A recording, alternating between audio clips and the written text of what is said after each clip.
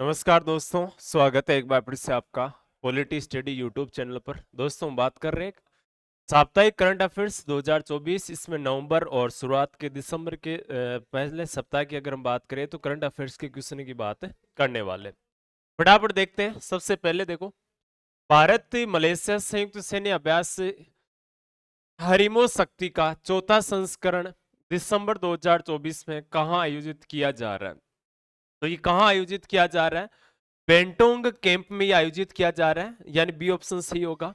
और ये सैन्य अभ्यास हरिमो शक्ति का चौथा संस्करण जो 2 दिसंबर 2024 को मलेशिया के बेंटोंग कैंप में शुरू हुआ है।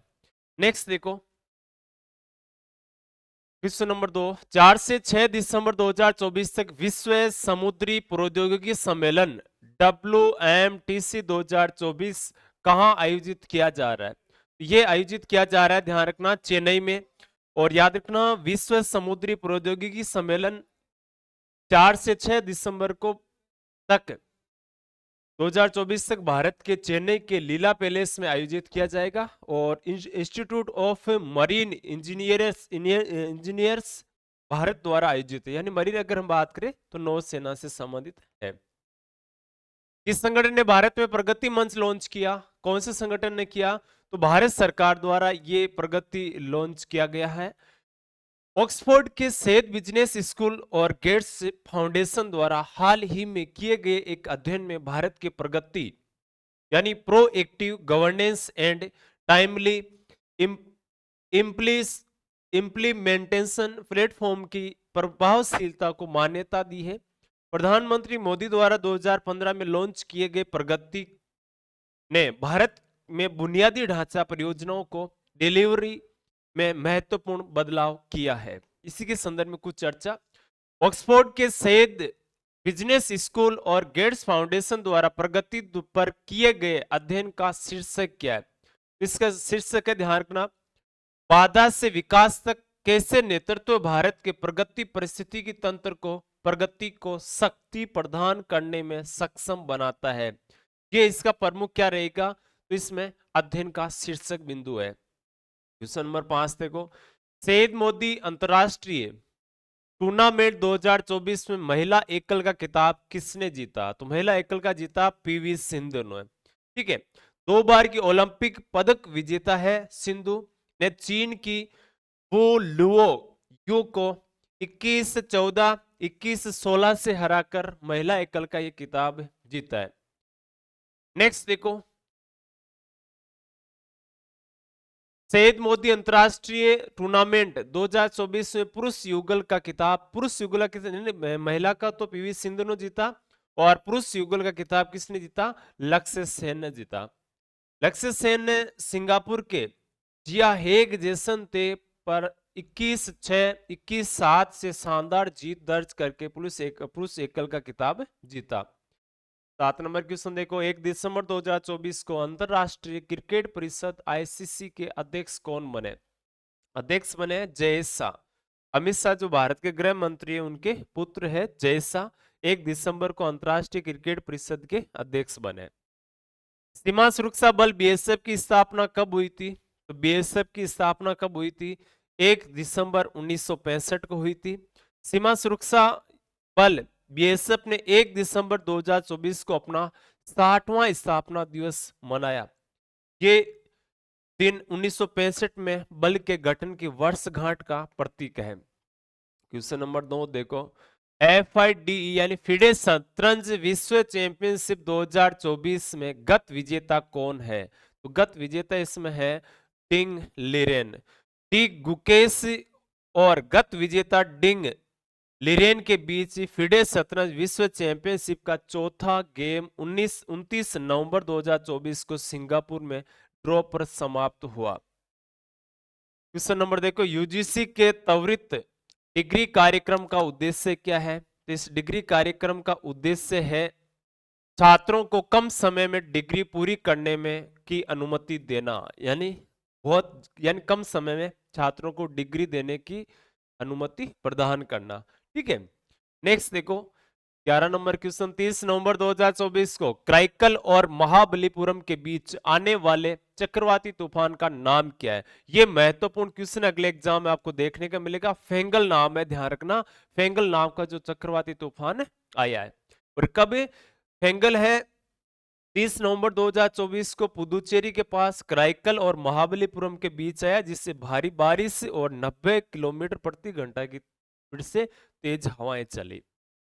एशियाई विकास बैंक, जिसको बोलते हैं एडीबी, के 11वें अध्यक्ष के रूप में किसे चुना गया? तो याद रखना 11वें अध्यक्ष इनमें बनाया है मासातो कांडा। ये अंतरराष्ट्रीय स्तर पे यानी जो आईआर है, इंटरनेशनल पॉलिटी, उसके संदर्भ में इंटरनेशनल जीके में बहुत महत्वपूर्ण क्वेश्चन है, क्योंकि भारत इसका हिस्सा है।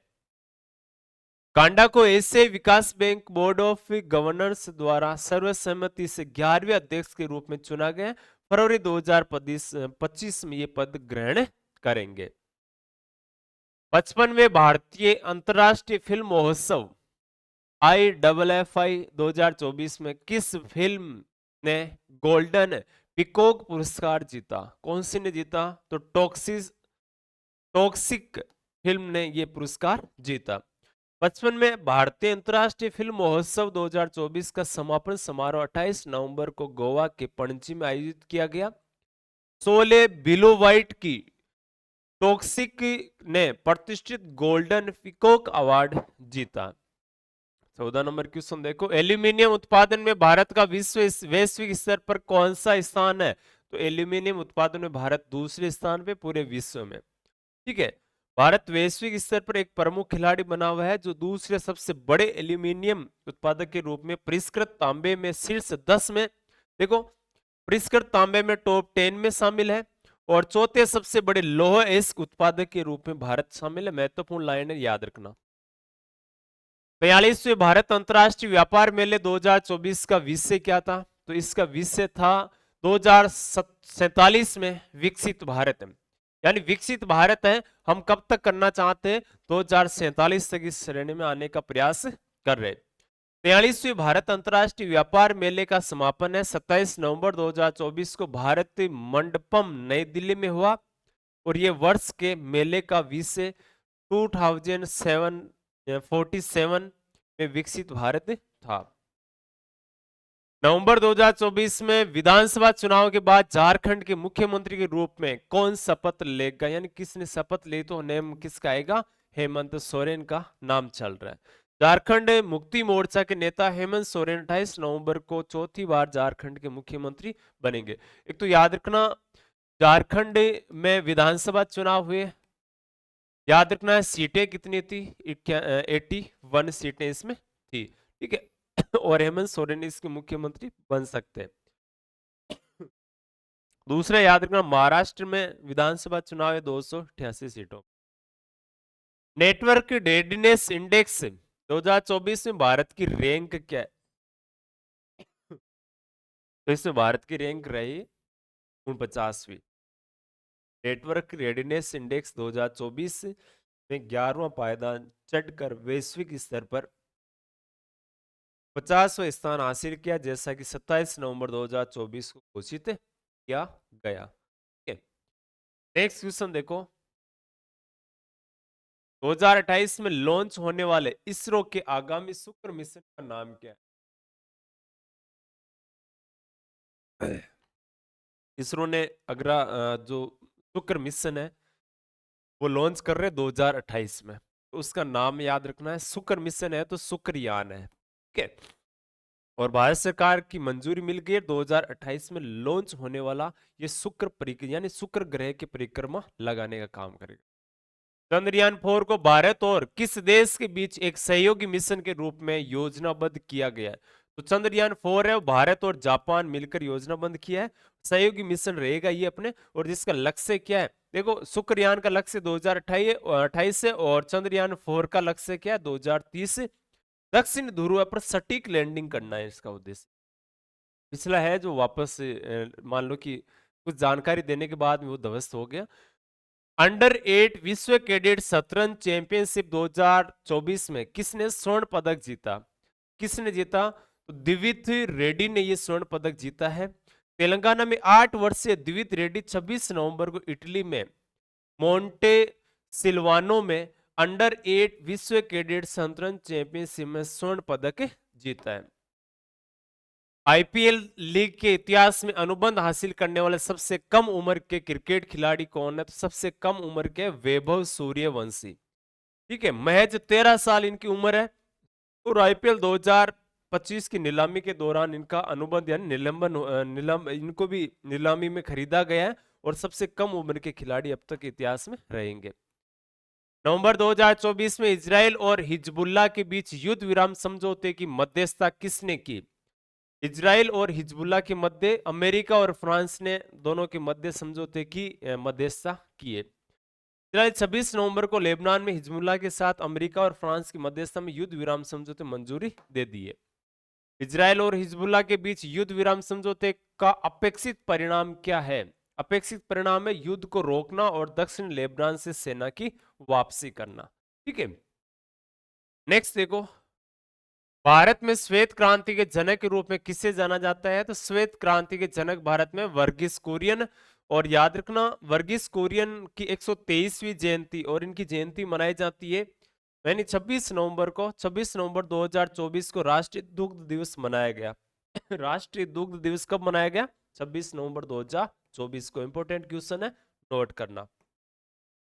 संविधान सभा ने भारत के संविधान को कब अपनाया था?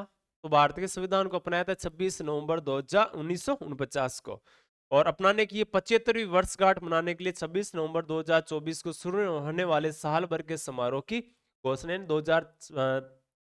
26 नवंबर 2024 से अगले साल तक यानी 2025 तक समारोह रहेगा। भारतीय संविधान सभा 75वीं वर्षगांठ का जश्न है किस अभियान टैगलाइन के तहत मनाया जाएगा? ये महत्वपूर्ण क्वेश्चन है। यानी टैगलाइन क्या रहेगी? तो याद रखना, हमारा संविधान हमारा स्वाभिमान इसकी टैगलाइन रहेगी, और इसी टैगलाइन के साथ हमारा संविधान हमारा अभिमान, यानी हमारा संविधान हमारा गौरव भी कहते हैं इसको।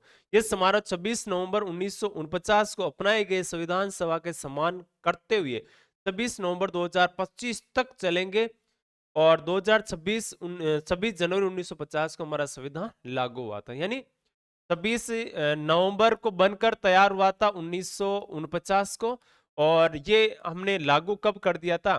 तो 26 जनवरी 1950 को भारतीय संविधान को लागू कर दिया गया था। 26 नवंबर को हम याद रखना है 2015 से किस रूप में मनाते हैं? 2015 से इसको हम संविधान दिवस के रूप में मनाते हैं, ध्यान रखना। ठीक है, एक तो चीज ये नोट करना है। दूसरी बात, इसके 2024 में हमने 75वीं वर्षगांठ मनाई है संविधान, यानी ये जो हमारा मान लो कि भारतीय संविधान 75वीं वर्षगांठ है, जिसको बोल सकते हैं विधि दिवस या संविधान निर्मित तैयार हो बनकर तैयार होने की बात। 2025 की नीलामी के दौरान कौन सा खिलाड़ी आईपीएल इतिहास का सबसे महंगा खिलाड़ी रहा? तो कौन सा है? ऋषभ पंत सबसे महंगे खिलाड़ी है। इसमें 27 करोड़ रुपए में लखनऊ सुपर जायंट्स ने इनको खरीदा है।